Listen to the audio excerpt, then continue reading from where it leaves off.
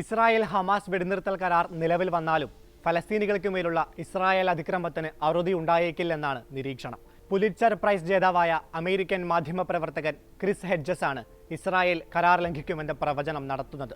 2023 October 7-ന് Hamas പിടിച്ചുകൊണ്ടുപോയ ബന്ദികളെ തിരിച്ചെത്തിക്കുക എന്ന ഇസ്രായേലിന്റെ ലക്ഷ്യം നിറവേറുക മാത്രമാണ് നിലവിലെ കരാറിലൂടെ സംഭവിക്കുകയെന്നും അറബ് രാജ്യങ്ങളുമായോ ഫലസ്തീനുകളുമായോ ഉണ്ടാക്കിയ കരാറുകൾ ലംഘിച്ച ചരിത്രമാണ് ഇസ്രായേലിന് ഉള്ളത് എന്നും ഹെഡ്ജസ് മുന്നറിയിപ്പ് നൽകുന്നുണ്ട്. New York Times, the Christian Science Monitor, Dallas Morning News തുടങ്ങിയ മാധ്യമങ്ങൾക്ക് വേണ്ടി യുദ്ധരംഗങ്ങളിൽ വർഷങ്ങളോളം പരിചയമുള്ള മാധ്യമപ്രവർത്തകനാണ് ഹെഡ്ജസ്. ഗസയിലെ കൂട്ടക്കൊല തുടരുന്നതിനു വേണ്ടിയാണ് ഇസ്രായേൽ മന്ത്രിസഭ കരാർ ഒപ്പുവെക്കുന്നത് വൈകിക്കുന്നത് എന്നും കഴിഞ്ഞ 24 മണിക്കൂറിനുള്ളിൽ 81 ഫലസ്തീനികൾ കൊല്ലപ്പെട്ടത് ഇതിന് തെളിവാണെന്നും ഹെഡ്ജസ് ചൂണ്ടിക്കാട്ടുന്നു. കരാറിൽ പുതിയ വ്യവസ്ഥകൾ ഉൾപ്പെടുത്തണമെന്ന് ഹമാസ് ആവശ്യപ്പെട്ടുവെന്ന് ഇസ്രായേൽ പ്രധാനമന്ത്രി ബെന്യാമിൻ നെതന്യാഹു ആരോപിച്ചത് കരാർ നിലവിൽ വരുന്നത് വൈകിക്കാനാണ്. തങ്ങൾക്ക് പുതിയ ആവശ്യങ്ങളൊന്നും ഉന്നയിച്ചിട്ടില്ലെന്ന് ഹമാസ് വ്യക്തമാക്കിയിട്ടുണ്ട്. പുതിയ അമേരിക്കൻ പ്രസിഡന്റിന്റെ സ്ഥാനാരോഹണത്തിന്റെ ഭാഗമായി തൽക്കാലത്തേക്ക് ബോംബിംഗ് നിർത്തുന്നു എന്നേ ഈ കരാറിന് അർത്ഥമുള്ളൂ. സമൂഹമാധ്യമമായ എക്സിൽ പങ്കുവച്ച ലേഖനത്തിൽ ഹെഡ്ജസ് ചൂണ്ടിക്കാട്ടുന്നുണ്ട്. കരാറിന് 3 ഘട്ടങ്ങളാണുള്ളത്. 42 ദിവസം നീളുന്ന ഒന്നാം ഘട്ടത്തിൽ സംഘർഷം നിർത്തിവെക്കുകയും 33 ബന്ദികളെ ഹമാസ് മോചിപ്പിക്കുകയും ചെയ്യും. 5 വനിതകളും 50 വയസ്സിനുമേൽ പ്രായമുള്ളവരും രോഗികളും ഇതിൽ ഉൾപ്പെടും. പകരമായി ഇസ്രായേൽ ജയിലിലടച്ച 1000-ഓളം ഫലസ്തീനികളെ മോചിപ്പിക്കും.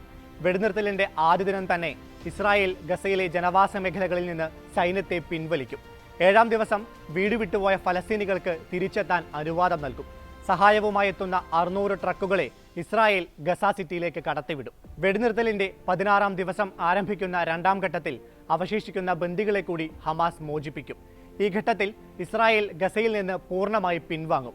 8 മൈൽ ദൈർഘ്യമുള്ള ഗസ ഈജിപ്ത് അതിർത്തിയിലെ ഫിലാദൽഫി കോറിഡോറിലെ ചില ഭാഗങ്ങളിൽ മാത്രമാവും ഇസ്രായേൽ സൈനിക സാന്നിധ്യം ഉണ്ടാവുക.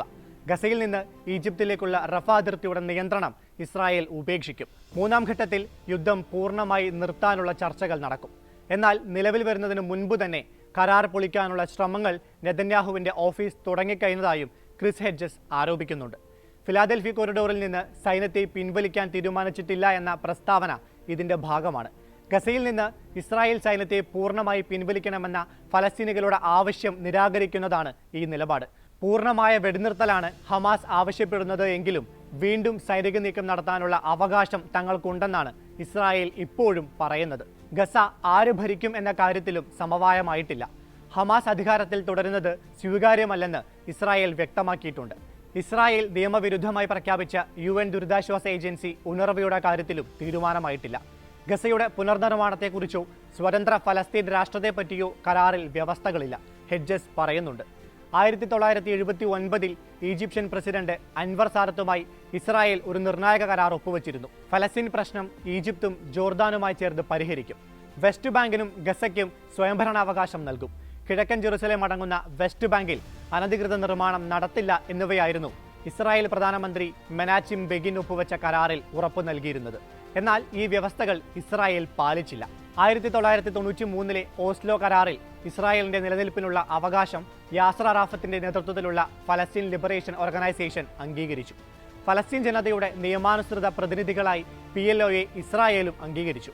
എന്നാൽ 1995-ൽ സ്വതന്ത്ര ഫലസ്തീൻ രാഷ്ട്രം രൂപീകരിക്കുന്നതിനു വേണ്ടി ഒപ്പുവെച്ച 2-ാം ഓസ്ലോ കരാർ ഇസ്രായേൽ പാലിച്ചതേയില്ല.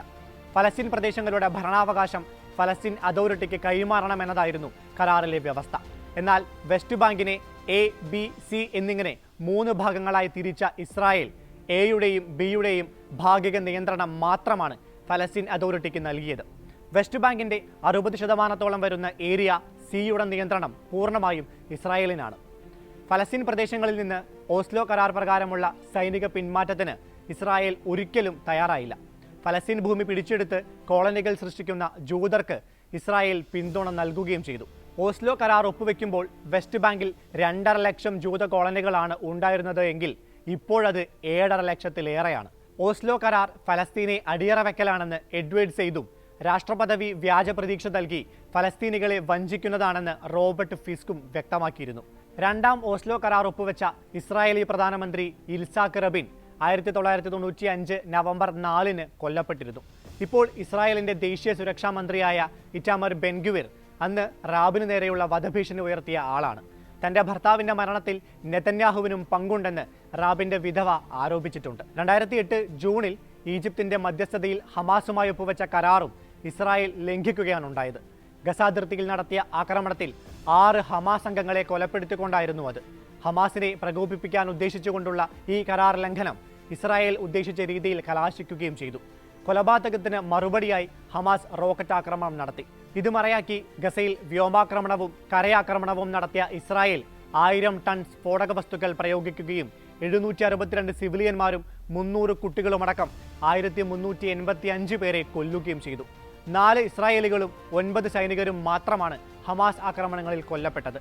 2012 നവംബറിൽ ഓപ്പറേഷൻ പില്ലർ എന്ന പേരിലും 2014 ആഗസ്റ്റിൽ പ്രൊട്ടക്റ്റീവ് എഡ്ജ് എന്ന പേരിലും ഇസ്രായേൽ നടത്തിയ അതിക്രമങ്ങളിൽ 2251 ഫലസ്തീനികൾ കൊല്ലപ്പെട്ടു.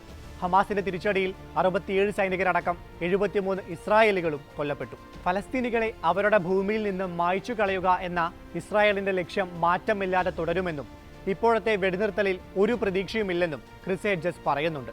തൽക്കാലത്തേക്കെങ്കിലും കൂട്ടക്കൊല അവസാനിപ്പിക്കാൻ നമുക്ക് പ്രാർത്ഥിക്കാം എന്ന് പറഞ്ഞാണ് അദ്ദേഹം ലേഖനം അവസാനിപ്പിക്കുന്നത്.